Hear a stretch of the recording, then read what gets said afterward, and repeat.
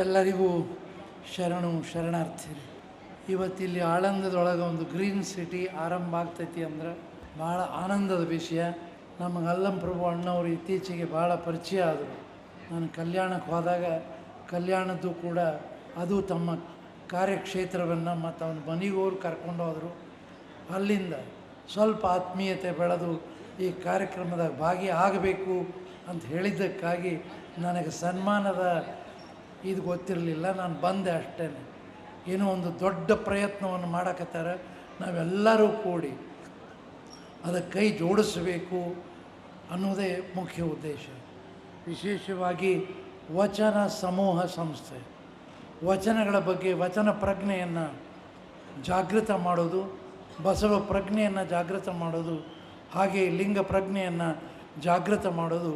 ಇಂಥ ಒಂದು ನೆಲೆಯಲ್ಲಿ ಈ ರೀತಿಯ ಒಂದು ವಚನ ಗ್ಲೋಬಲ್ ವೆಂಚರ್ಸ್ ಲಿಮಿಟೆಡ್ ಅನ್ನತಕ್ಕಂಥ ಸಂಸ್ಥೆಯ ಮೂಲಕ ವಚನ ಪ್ರಜ್ಞೆಯನ್ನು ಜಾಗೃತ ಮಾಡತಕ್ಕಂತಹ ಆತ್ಮೀಯರಾದ ಅಲ್ಲಂ ಪ್ರಭು ಅವರಿಗೆ, ಸಾಲಿಯವರಿಗೆ, ಕೊತ್ತ ಅವರಿಗೆ, ಗಂದಿಗುಡಿಯವರಿಗೆ, ವಿಸಾಜಿಯವರಿಗೆ ತಮ್ಮೆಲ್ಲರ ಪರವಾಗಿ ಹೃತ್ಪೂರ್ವಕವಾದ ಅಭಿನಂದನೆಗಳನ್ನು ಸಲ್ಲಿಸ್ತೇನೆ.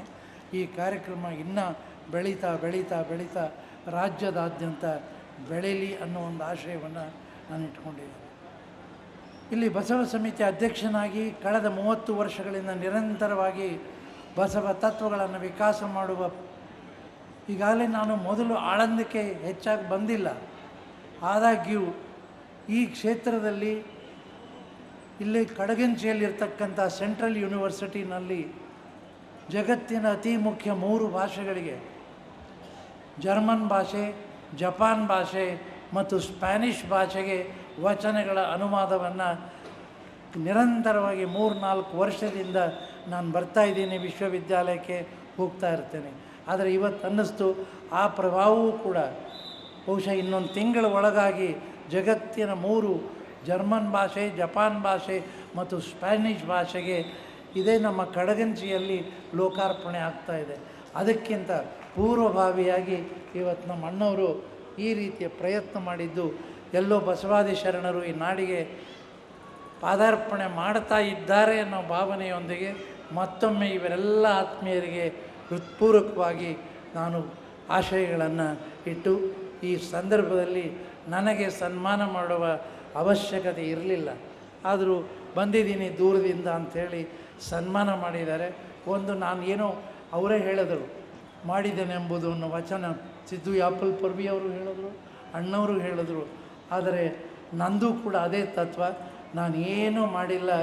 ನನ್ನ ಮನದೊಡೆಯ ಬಸವಣ್ಣನವರೇ ತಮ್ಮ ಕಾರ್ಯವನ್ನು ಜಗತ್ತಿನ 40 ಭಾಷೆಗಳಿಗೆ ವಿಕಾಸ ಆಗ್ತಾಯಿದ್ದಾರೆ.